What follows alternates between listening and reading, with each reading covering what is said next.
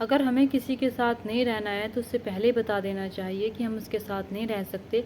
अगर हम किसी के साथ रिलेशनशिप में हैं तो हमें उसे भी बता देना चाहिए कि हम तुमसे शादी नहीं कर सकते हैं, सिर्फ हम तुमसे प्यार कर सकते हैं लेकिन शादी नहीं करते हैं। लेकिन आजकल लोग कुछ और ही कर रहे हैं, प्यार का झांसा देकर भी उनके साथ वो सब कुछ कर लेते हैं जो पति पत्नी करते हैं, लेकिन बाद में जाकर वो मुकर जाते हैं और बाद में जाकर भी अपने घर वालों की पसंद से शादी करते हैं, फिर अपनी पसंद से शादी कर जाते हैं और उस इंसान को भूल जाते हैं जिस इंसान ने उस वक्त उसका साथ दिया था, जिस वक्त उसके पास कोई नहीं था, उस वक्त उसके पास आई थी, जिस वक्त उसे किसी ने भाव नहीं दिया था। आज की घटना में भी कुछ ऐसा ही है, जहाँ पर एक लड़का एक लड़की से बहुत प्यार करता है, यानी कि महिला से, और वो उसके साथ शादी करने का वादा करता है। ये दोनों एक दूसरे के साथ रहते हैं, कई साल साथ गुजारते हैं और साल गुजारने के बाद इनके साथ जो होता है, इस महिला के साथ जो होता है, इस व्यक्ति के साथ जो होता है, उसे जानकर आप हैरान हो जाएंगे और सोचने पर मजबूर हो जाएंगे कि आखिरकार ऐसा कैसा हो सकता है। चले तो बिना देरी के इस घटना को शुरू करते हैं और जानते हैं कि इस कहानी में क्या होता है।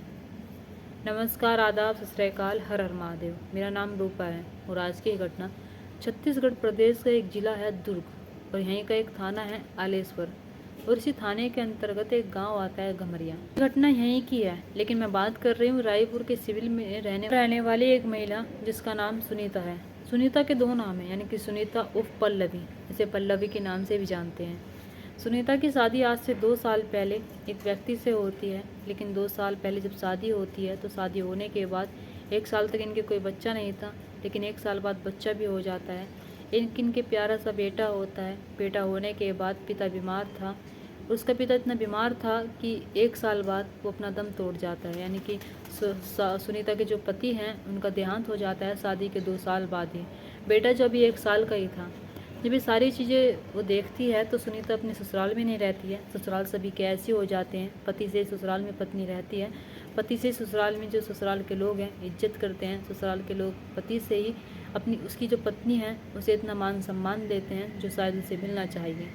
लेकिन सुनीता को अब लगने लगता है कि उसका पति अब इस दुनिया में नहीं रहा है, उसकी बीमारी की वजह से देहांत हो चुका है, वो मर चुका है, तो उसे अब अपने ससुराल में नहीं रहना चाहिए। इसलिए वो अपना ससुराल छोड़कर अपने परिवार यानी कि अपने मायके में आकर रहने लगती है। अब जैसे वो मायके में आती है तो मायके में आकर भी वो सोचने लगती है कि शायद मुझे अपने माँ बाप पर बोझ नहीं बनना चाहिए, मुझे अपना कुछ करना चाहिए। उसका बेटा छोटा है, बेटे को उसकी नानी यानी कि जो सुनीता की माँ है वो संभाल लेती है। इसलिए सुनीता एक प्राइवेट स्कूल ज्वाइन कर लेती है। वो प्राइवेट स्कूल में पढ़ाने के लिए जाने लगती है। अब ऐसे ही वो अपने और अपने बच्चे का खर्चा चलाने लगती है। प्राइवेट स्कूल से जो उसे सैलरी मिलती थी उससे अपने कपड़े लत्ते, अपने बच्चे का जो भी उससे हो पाता था वो उतना कर देती थी। इधर जो सुनीता के माँ बाप होते हैं वे भी उसे दे दिया करते थे जितनी उसे ज़रूरत होती थी। समय जो होता है ऐसे गुजर रहा था। धीरे धीरे साल दर साल गुजर जाते हैं। जब कई साल गुजर जाते हैं, यानी कि करीब करीब 6 साल गुजर जाते हैं और 6 साल में जो बेटा होता है वो 6 साल का हो जाता है। इधर जो मतलब कि ये सुनीता है, अभी नया ज़माना चलने लगता है, यानी कि सन 2023 आ जाता है। जब सन 2023 आ जाता है तो एक एंड्रॉयड फ़ोन ख़रीदता है, क्योंकि इसके पास एंड्रॉयड फ़ोन नहीं होता है। जब ये एंड्रॉयड फ़ोन खरीदती है तो अब इसे फ़ोन का इतना चस्का लगता है कि ये स्कूल में भी फ़ोन देखती थी, घर पर आने के बाद भी फ़ोन देखती थी, यानी कि फ़ोन में घुसी रहती थी। उस फ़ोन में फेसबुक, इंस्टाग्राम ये सारी चीज़ें डाउनलोड करती है। ये सारी चीज़ें डाउनलोड करने के बाद कुछ कुछ व्यक्ति ऐसे होते हैं कि इंस्टाग्राम पर मैसेज करते चले जाते हैं और हम उन्हें जवाब देते हैं। ऐसा ही सुनीता के साथ होता है। उसे भी एक लड़का यानी कि एक व्यक्ति मैसेज कर रहा था। इधर सुनीता की उम्र जो होती है 38 साल हो गई थी, लेकिन उस लड़के की उम्र बहुत कम थी। उस लड़के की उम्र 18 साल थी। वो फिर भी लगातार सुनीता को मैसेज कर रहा था, लगातार उसकी वीडियो फोटोज़ को लाइक कर रहा था। ये दोनों पहले तो हाय हेलो करते हैं। इधर वो उससे पूछता है कि तुम कहाँ के रहने वाली हो, तुम कहाँ की नहीं हो। इधर महिला यानी कि सुनीता बताती है कि मेरा एक बेटा है, मेरा पति अभी दुनिया में नहीं है, और तुम कौन हो और तुम मुझे मैसेज क्यों कर रही हो। तभी अगला व्यक्ति कहता है कि मेरा नाम छत्रपाल सिंह है और मेरी अभी शादी नहीं हुई है, मैं तुमसे बात करना चाहता हूँ, तुम दिखने में मुझे बेहद खूबसूरत लग रही हो। यानी कि छत्रपाल जो उसकी बहुत बड़ाई करता है, तारीफ़ करता है और इतनी तारीफ़ करता है कि वो कहता है कि तुम्हें ऐसा नहीं लगता देखकर कि तुम्हारा एक बेटा भी होगा या फिर तुम्हारी शादी भी हुई होगी। ऐसे ही लगातार जब छत्रपाल सिंह उसकी बड़ाई करता रहता है, तारीफ़ करता रहता है, कई महीने गुजर जाते हैं तो ये दोनों एक दिन कहते हैं कि मैं तुमसे मिलना चाहता हूँ। यानी कि छत्रपाल सिंह कहता है कि मैं तुम्हारे साथ डेट पर चलना चाहता हूँ, मैं तुमसे बातें करना चाहता हूँ और मैं तुम्हारे साथ कुछ वक्त गुजारना चाहता हूँ। इधर जो सुनीता वो उसके साथ क्या चलने के लिए तैयार हो जाती है। दोनों एक होटल में जाते हैं पहले खाना खाते हैं, एक दूसरे के बारे में और ज़्यादा जानना चाहते थे। इधर सुनीता कहती है कि मैं शादी नहीं करना चाहती, लेकिन छत्रपाल सिंह कहता है कि मैं तुमसे शादी करना चाहता हूँ और तुम्हारा एक बेटा है, उसे एक बाप का प्यार देना चाहता हूँ और उसे मैं एक बेटे जैसे मेरा सगा बेटा है ऐसे रखूँगा। यानी कि सुनीता जब उसकी आवाज़ सुनती है तो इन दोनों में नज़दीकियाँ बढ़ जाती है। फिर एक होटल का एक कमरा बुक करते हैं। कमरा बुक करने के बाद ये दोनों एक दूसरे के साथ शारीरिक संबंध बनाते हैं, यानी कि एक दूसरे के साथ इतना सारा वक्त गुजारते हैं कि ये कसमें खा लेते हैं कि हम दोनों एक दूसरे से शादी ज़रूर करेंगे। समय ऐसे गुजरता चला जाता है। इधर छत्रपाल सिंह जो कहता है कि मुझे सेटल हो जाने दो, अभी मैं तुम्हें घर पर रखने के लायक नहीं हूँ। जब मैं सेटल हो जाऊँगा, मेरी उम्र भी कम है और मेरे घर वाले भी कहीं ना कहीं अभी मेरी शादी नहीं करना चाहते, और जब मैं सेटल हो जाऊँगा, सेटल होने के बाद तुमसे शादी करूँगा और तुम्हारे साथ रहूँगा। यानी कि धीरे धीरे करके 2 साल गुजर जाते हैं। 2 साल जब गुजर जाते हैं, छत्रपाल सिंह सुनीता से अभी तक कह ही रहा था कि मैं तुमसे शादी करूँगा, लेकिन अब उसे लगने लगता है सुनीता को कि छत्रपाल सिंह कहीं ना कहीं उससे पीछा छुड़ाना चाह रहा है। छत्रपाल सिंह जो उसे हर बार मिलने के लिए बुलाता है, सुनीता जो चली जाती थी, यानी कि एक भी दिन ऐसा नहीं जाता था कि एक दूसरे से ना मिलते हों। ये दोनों जब जब इनका मन करता था, एक दूसरे के साथ संबंध बनाने के लिए एक दूसरे को बुलाते थे।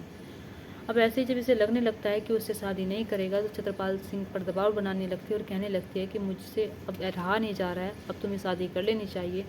धीरे धीरे करके सुनीता के बेटे को भी 6-7 साल हो चुके, सॉरी 8 साल हो चुके थे। इधर उसकी शादी को 10 साल बीत चुके थे।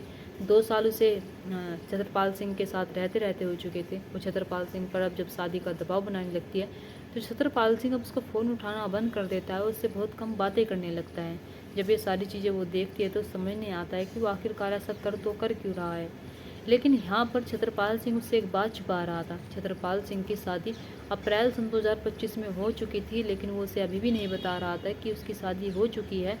और वो नहीं जब बता रहा था, तो उससे सिर्फ पीछे छुड़ाना चाहता था, वो उसे धोखा दे रहा था, उसके साथ नहीं रहना चाहता था। अब जैसे इस चीज़ की भनक सुनीता को लगती है कि उसकी शादी हो चुकी है, तभी वो उसके घर पहुंच जाती है 18 जून सन 2025 को। घर पहुंचने के बाद अब उससे कहती है कि तुमने ऐसा क्यों किया। वो कहता है कि मैंने तुम्हें धोखा नहीं दिया है, तुम खुद बताओ, तुम्हारी पहले से शादी हो चुकी है, तुम्हारी उम्र बहुत है, तुम्हारे एक बेटा है, मैं तुमसे कैसे शादी कर सकता हूँ। लेकिन वो कहती है कि तुम्हें मुझसे शादी करनी चाहिए थी। अब इन दोनों में सुलह हो जाती है, यानी कि 18 जून को गांव वाले लोग भी देखते हैं कि एक लड़की, एक महिला छत्रपाल सिंह के घर पर आई है। वे भी जब इस चीज़ को देखते हैं तो उन्हें पता ही नहीं होता है कि आखिरकार ये गैर महिला इसके यहाँ पर क्यों आई है। अब ऐसे 22 जून सन 2025 का दिन होता है। 22 जून सन 2025 को उसी गांव में एक कुआं है, उस कुएं में से बहुत बदबू मार रही थी, इतनी बदबू कि वो सहन नहीं हो रही थी। वहाँ के जो लोग हैं उस कुएं के अंदर जब झांक कर देखते हैं तो उन्हें कुछ ज़्यादा दिखाई नहीं देता है, लेकिन जब पत्थर मार मार कर देखते हैं तो उन्हें लगता है कि वहाँ पर कुछ है और कुछ बोरी में बंधा हुआ पड़ा है। तभी वे पुलिस को इन्फॉर्म करते हैं। पुलिस वाले मौके पर पहुँचते हैं और एक टीम का गठन किया जाता है, और जब वहाँ पर जाकर देखते हैं उस बोरी को निकाला जाता है, तो वहाँ पर 2 बोरियाँ होती हैं। उन्हें निकालने के बाद जब उन्हें खोला जाता है तो उसमें देखा जाता है कि एक लड़का है 8 साल का, एक महिला है जिसका नाम सुनीता है। यानी कि माँ बेटे को इस हालत में देखकर गांव के लोगों से पूछा जाता है कि तुम क्या इन्हें जानते हो, ये कहाँ की रहने वाली है, कहाँ की नहीं रहने वाली है। तभी गांव के जिन लोगों ने उसे देखा था छत्रपाल सिंह के घर पर जाते हुए, तो वे गैर बताते हैं कि हाँ साहब, इसे हमने 2-3 दिन पहले छत्रपाल सिंह के घर पर आते हुए देखा था, उसके बाद हमने इसे देखा ही नहीं है, आज हमने सिर्फ इसे बोरी में देखा है। पुलिस वाले जब ये बात सुनते हैं तो पुलिस वाले छत्रपाल सिंह के घर पहुंचते हैं। घर पहुंचने के बाद उसे उठाते हैं। उठाने के बाद छत्रपाल सिंह से पूछताछ कर रहे थे, उसके बारे में पूछ रहे थे, तो घबरा रहा था, उसे पसीना टपक रहा था। अब उसे समझ जाते हैं कि कहीं ना कहीं इसका ही हाथ है। उसे अरेस्ट करके पुलिस स्टेशन ले जाते हैं। वहाँ पर जाकर पूछताछ करने लगते हैं। पहले तो छत्रपाल सिंह इधर उधर की बातें बनाने लगता है, पुलिस को गुमराह करने लगता है, लेकिन पुलिस वाले इसकी बातों में नहीं आते हैं। पुलिस वाले जब से सख्ती से पूछताछ करते हैं, उसकी कॉल डिटेल निकालते हैं, कॉल लोकेशन निकालते हैं, तो पहले से बहुत सारे सबूत होते हैं उनके पास। तब कहीं जाकर छत्रपाल सिंह टूटता है, और टूटने के बाद फिर एक ऐसी कहानी सुनाता है जिस कहानी को सुनकर यकीन नहीं होगा। छत्रपाल सिंह कहता है कि 2 साल से मैं उसके साथ रिलेशन में रह रहा था, मैं उससे प्यार करता था, हम दोनों का जब भी मन करता था एक दूसरे से मिलते थे, खिलते थे, सब कुछ सही चल रहा था, लेकिन मैं उससे शादी नहीं करना चाहता था और वो मुझ पर शादी का दबाव बना रही थी। हालांकि मैंने कहा जरूर था कि मैं उससे शादी करूँगा, लेकिन कहने से कोई शादी नहीं करता। ऐसे ही मैंने किया था, मैं उससे शादी नहीं करना चाहता था, सिर्फ उसके साथ वो सब कुछ करना चाहता था जो मैं कर रहा था प्यार के नाम पर। अब ऐसे ही धीरे धीरे करके समय गुजर जाता है, लेकिन वो मुझ पर 1.5 साल के बाद ज़्यादा शादी का दबाव बनाने लगती है, और इतना शादी का दबाव बनाने लगती है कि मैं उसका प्रेशर सहन नहीं कर पाता। तभी मेरी अप्रैल सन 2025 में शादी हो जाती है, और जब मेरी शादी हो जाती है तो मैं सोचने लगता हूँ कि सब कुछ छोड़ दूँगा और मैं उससे बात नहीं करूँगा। इसलिए मैं उससे बहुत कम बातें करने लगता हूँ। लेकिन सुनीता मुझ पर लगातार कॉल कर रही थी, लगातार बात करने की कोशिश कर रही थी। उसे पता नहीं कहाँ से पता चल जाता है कि मेरी शादी हो चुकी है। तभी 18 जून सन 2025 को मैं समझाता हूँ और कहता हूँ कि ठीक है, तुम मेरे घर पर आओ, मैं तुमसे बात करना चाहता हूँ। मैं उसे घर पर बुलाता हूँ। घर पर बुलाने के बाद मैं सबसे पहले अपने दोस्त यानी कि उसका चचेरा भाई है, उससे बात करता है। उससे कहता है कि शुभम, जिसका नाम शुभम है, कि मेरे साथ ऐसा लफड़ा हो गया है, मेरी शादी हो चुकी है और जिससे मैं मज़े ले रहा था, जिसके साथ बात कर रहा था, वो भी मुझसे शादी करना चाहती है। और वो मुझे कहीं ना कहीं दबा रही है, कहीं ना कहीं मुझे ब्लैकमेल कर रही है और कह रही है कि अगर तुमने मुझसे शादी नहीं की तो देख लेना, पुलिस स्टेशन जाऊँगी और तुम पर केस लगा दूँगी। शुभम ने उसे सलाह दी थी कि उसे तुम घर बुलाओ, घर बुलाने के बाद हम दोनों से समझाएंगे और कहेंगे कि तुम्हारी शादी हो चुकी है, तुम्हारा पीछा छोड़ दे। यही सोचकर 18 जून सन 2025 को सुनीता अपने बेटे के साथ गमरिया गांव यानी कि छत्रपाल सिंह के घर पहुंचती है। और घर पहुंचने के बाद वहां पर शुभम और जो छत्रपाल सिंह बैठे हुए थे, इधर उसे समझा रहे थे, कह रहे थे कि इसकी शादी हो चुकी है। यानी कि वो सब कुछ पहले से जानती थी, उसे पता लग चुका था कि हाँ, इसकी शादी हो चुकी है, लेकिन इसे मुझसे शादी करनी होगी। इसने मुझसे वादा किया था शादी करने का। अगर इसे शादी नहीं करनी थी तो मुझे पहले बता देता, मैं इसके साथ इतना सब कुछ ना करती, इसके साथ अपना टाइम वेस्ट ना करती। लेकिन शुभम कहता है कि ठीक है, आप कुछ ज़्यादा बिगड़ा नहीं है, तुम मान जाओ, इसकी शादी हो चुकी है, इसे इसके घर रहने दो और तुम अपने घर अपने बेटे के साथ रहो। लेकिन सुनीता नहीं मानती है। सुनीता लगातार कहती है कि अगर इसने मुझसे शादी नहीं की तो देख लेना, मैं पुलिस स्टेशन जाऊंगी, गांव वालों को बताऊंगी कि इसके मेरे साथ संबंध बन रहे थे, इसने मुझसे शादी करने का वादा किया था, लेकिन ये अभी मुकर रहा है। जब ये सारी बात शुभम और इधर ये छत्रपाल सिंह सुनता है तो ये पहले से प्लान बनाए बैठे हुए थे कि अगर ये नहीं माने सुनीता तो हम इसे इस दुनिया से हटा देंगे। अब यही होता है कि सुनीता के गले पर टूटकर एक व्यक्ति यानी कि शुभम या छत्रपाल सिंह में से कोई एक पड़ता है, और दूसरा जो उसका बच्चा, जो मासूम, जिसे कुछ पता ही नहीं था कि इसकी माँ क्या कर रही है, जिसे पता ही नहीं था कि इसकी माँ के किसके साथ संबंध बन रही हैं, जिसे इस दुनिया में पता ही नहीं था, लोगों की परख नहीं थी, उसका गले पर एक व्यक्ति टूटकर पड़ता है, दूसरा दूसरे के। ये दोनों मिलकर शुभम यानी कि जो छत्रपाल सिंह है, इनकी जान ले लेते हैं। जान लेने के बाद एक बोरी लेकर आते हैं, बोरी में इन दोनों को भरते हैं और भरने के बाद मौका देखकर कुएं में फेंक देते हैं और सोचने लगते हैं कि किसी को कुछ पता नहीं चलेगा। लेकिन कहते हैं ना कि क्राइम कभी छुपता नहीं है। क्राइम करने वाला इंसान कितना ही शातिर क्यों ना हो, एक ना एक दिन वो पकड़ा जरूर जाता है। ऐसे इन दोनों के साथ होता है। इन दोनों को पकड़ लिया था पुलिस वालों ने, और जब इन दोनों से जानकारी मिली तो वाकई में उन्हें यकीन नहीं हो रहा था कि ऐसा कैसे हो सकता है। छत्रपाल सिंह जिसने एक ही नहीं कई कई ज़िंदगी बर्बाद कर दी, अपना घर बर्बाद कर दिया, जिससे उसकी शादी होकर आई थी अभी 1-1.5 महीने पहले, उसकी ज़िंदगी बर्बाद कर दी। और जो उसके साथ रहना चाहती थी, जिससे उसके प्यार था, जो उसके साथ सपने सजाए बैठी हुई थी शादी के, उसकी ज़िंदगी बर्बाद कर दी। और यहाँ तक कि उस मासूम से बच्चे की, जिसकी कोई गलती ही नहीं थी, उसकी जान ले ली।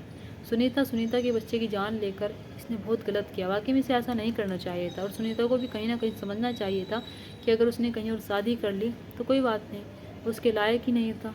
जब वो किसी और के साथ शादी कर सकता है तो कल सुनीता के साथ शादी करने के बाद भी वो किसी और के साथ जा सकता था। दोस्तों, आप क्या कहना चाहेंगे इस घटना के बारे में, और आप क्या कहना चाहेंगे छत्रपाल सिंह के बारे में और सुनीता के बारे में? आप अपनी राय कमेंट बॉक्स में कमेंट करके ज़रूर बताना। और दोस्तों, अगर हम जिससे भी प्यार करते हैं, जिसके साथ भी रहना चाहते हैं, वक्त गुजारना चाहते हैं, तो वाकई में हमें सब कुछ पहले ही क्लियर कर देना चाहिए कि हम शादी करेंगे या फिर नहीं करेंगे। हमें उसे कभी दिलासा नहीं देना चाहिए। दोस्तों, इस कहानी और घटना को सुनाने का मकसद मेरा आपका दिल दुखाना नहीं था, आपको परेशान करना नहीं था, आपको घटना के बारे में बताना था, आपको सचेत करना था। आप अपने परिवार के साथ खुश रहिए। नमस्कार।